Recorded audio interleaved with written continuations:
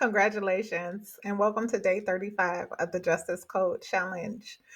This challenge has been about helping you to identify where you have an opportunity to do more with the gifts, the skills, the discernment, the tenderness, the empathy, and the talent that has been encoded into the minds and the spirit of people who are described in Matthew 5 and 9 as the peacemakers. And Matthew 5 and 9 is a blessing.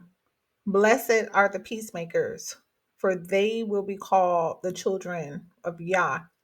And I do want to mention, I quoted this scripture at some point earlier in the challenge, and I mentioned Galatians, but I misquoted the place, Matthew 5 and 9. I was thinking of Galatians, the Beatitudes. Um, so that is a redaction that I want to make and a correction I want to make to the record. But blessed are the peacemakers, the reference that I was speaking to is actually in Matthew 5 and 9. And that is what the Justice Code is about. It is about my assignment through this 35-day challenge to bless you, you who are the peacemakers, you who have suffered at the hands of other people in relationships where your kindness has been taken advantage of, where your good intentions have been spoken wrong of, where you've been personally attacked without provocation, where you have suffered and cried tears that no one knows about because of the way that people have hurt you and the way that people have hated you and the way that people have envied you. It reminds me of King David's psalm where he says, "Why are you downcast, oh my soul?" And he describes that his portion is the pillow full of tears that he cries. This was the king. This was the beloved one. This was the man after Yah's own heart, but yet his portion was crying into his pillow. I'm speaking to you. I'm speaking to you as one who understands. I'm speaking to you as one who has been hated, one who has been attacked, one who has gone through character assassination, one who has been done wrong, and not as a victim. It has never been about being a victim.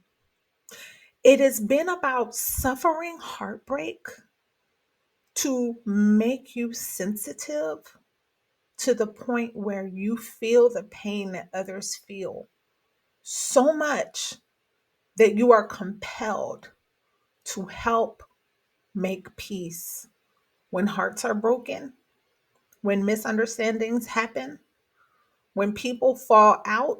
You are compelled to do something about it because you feel the pain that takes place in the heart when offense happens between friends, loved ones, business partners, when offense takes place between communities that don't understand each other. This is an assignment for the first Peter 2 and 9, the royal priesthood.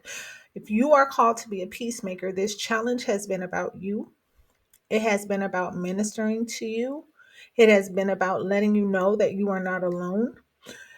Was it Elisha who had that moment with his understudy? I don't recall if it was Elijah or Elisha in this moment. He had that challenge with his understudy. Open his eyes most high that he may see. We are not alone. There are thousands of others who have not bowed the knee to Baal. You are not in this fight by yourself. There are others who understand the pain of your journey and the tenderness of your heart, others who understand how many times you've been tempted to go numb so that you don't have to keep feeling the way that people hurt you, how many times you've been tempted to turn over to the dark side, to use the gift of your power, your empathy for evil. You are not alone.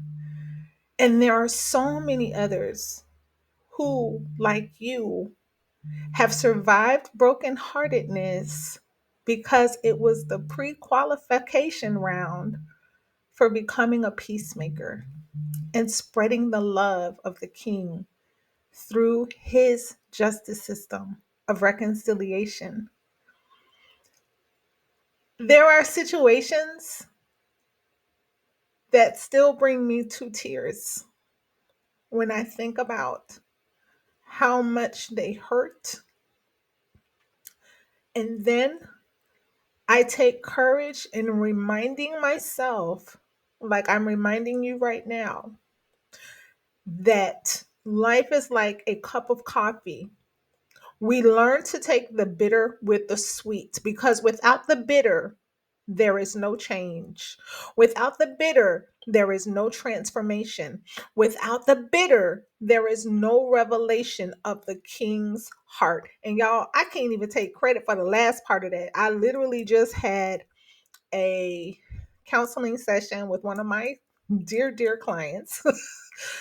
And if you're watching this, you know I love you, honey. And I encouraged her with this saying, life is like a cup of coffee. We learn to take the bitter with the sweet. And this woman, she says to me in response, because I don't change when everything's sweet. I only change when I'm in pain. I'm speaking to you on this day 35 of the Justice Code Challenge for no other reason but to tell you that you're not alone. For no other reason but to tell you that the enemy would use the people in your life, the circumstances of betrayal, of envy, of attack, of malicious character assassination to tempt you to give up on the King. And the King has used me and called me to face you and tell you, don't stop loving. Don't disassociate from your emotions. Don't turn to unforgiveness, bitterness, or rage. Trust in the Most High with all of your heart. Don't lean on your own understanding because He has purpose in the bitterness. He has purpose in the heartbreak.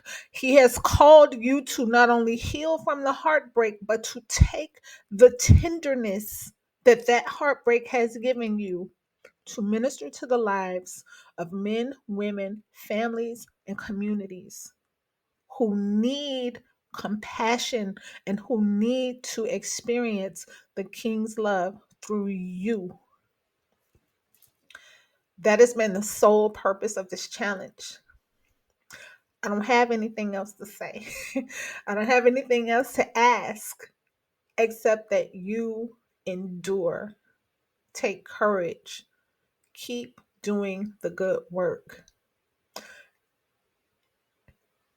and be thankful for the heartbreak. Be thankful for the unfair situations because who else will value justice the way that someone who has been done unjustly? Give thanks that you have been equipped to do righteousness and to utterly destroy the works of darkness that would seek to discourage so many people by denying them justice. You are a part of the answer. Thank you again so much for being with me during this. I don't know what the next assignment is. I just have to keep doing what my father tells me to do.